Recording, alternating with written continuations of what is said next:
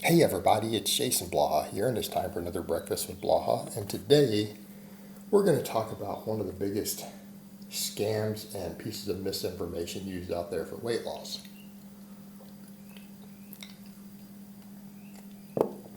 And that is, and we see it in fitness circles, you see it in online groups, everything all the time. Oh, you're not losing weight because you're not eating enough. And it sounds good at first if you hear people saying it because they're well-meaning. Because oh yeah, well maybe their energy's too low, maybe they're in starvation mode, all of these other things. And even worse, when you get coaches. I have a couple friends who are slightly guilty of this, who I really like.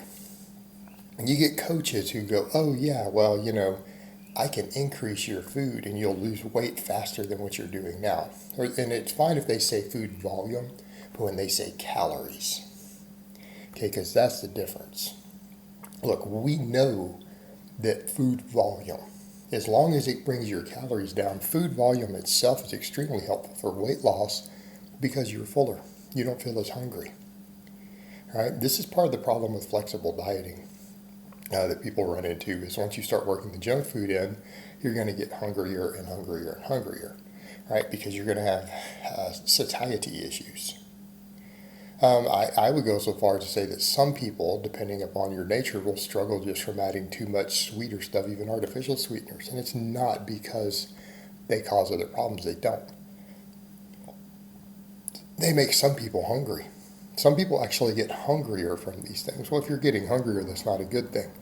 But there's a difference between dieting for formerly obese people and dieting for people who've never been fat. Right? There's a big difference between the two.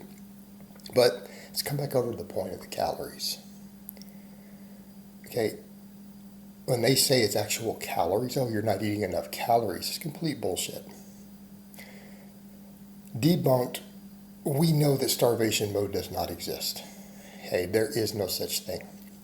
There can be temporary adaptations, right? You can have adaptations that are temporary to weight loss, but you don't stop losing weight if you take calories low enough. In other words, at no point ever will lowering calories, if you're maintaining right now, there's no situation which lowering calories will not cause more weight loss. It will always cause more weight loss. The problem is that it might not be good weight. And you'll see people who come up with this stuff, and it's like, look, if a person wasn't getting enough protein or their calories are so low that they're losing muscle, the scale goes down even faster. They don't stop losing. Now, the other thing with this that convinces people it's true is the Woosh Effect. I'll discuss that in a minute. Let's continue on the starvation, though. If this were true, then why does it only occur in first world countries when people are dieting? Okay. It doesn't happen. It doesn't happen anywhere else. You go anywhere else in the world where there's a food scarcity issue and people are struggle to get enough calories, do you see any fat people? No. Do you see anyone who has even an average body fat that we would think of? No. They're all lean. Now, they're lean and in many cases emaciated because they're losing muscle. Starvation mode doesn't seem to exist when real starvation and malnutrition are present. It only happens in societies where people have the ability to secretly binge and eat lots of junk food and just not tell anybody. All right?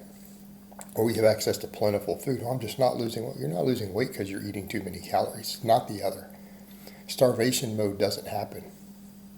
And yes, there can be adaptations to weight loss. As you lose weight, your base metabolic rate will go down. So will your NEAT. The NEAT's a big one.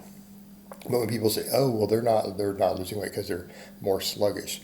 Most of our calorie burn doesn't come from our exercise. Okay, you have to do a ton of exercise to significantly impact your TDEE. It has to be a lot. It has to be a lot. And if it's a person who's not a serious lifter, with a high work capacity, or if you have someone who is not really athletic with a high work capacity, them doing a little less exercise isn't going to matter. Not going to be significant. It's going to be 100 calories difference per day. Hey, it's not going to matter. And the whole starvation mode thing doesn't exist. When you go look at even at the Minnesota starvation study, they found that on really low calories, that at no point did those people ever stop losing weight or stop losing body fat every single week, no matter what happened. All of them. Because it was controlled. Hey, the people are not losing weight, number one, probably because they're eating too much and they're not recording it accurately. That's almost what happens every single time. And again, there's been studies on this. Where people were overeating in the metabolic ward and being recorded and didn't realize they overate. There was one where they hooked them up to a polygraph and they all passed it on top of that. And they really and truly believed they weren't eating the extra food.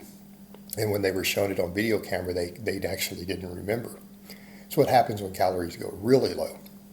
You binge as a survival mechanism. And it's been noted that women will do this more than men in the research, which makes sense. They have to have a higher body fat for basic survival purposes than men do. It's a survival mechanism. It makes sense. They're eating too much.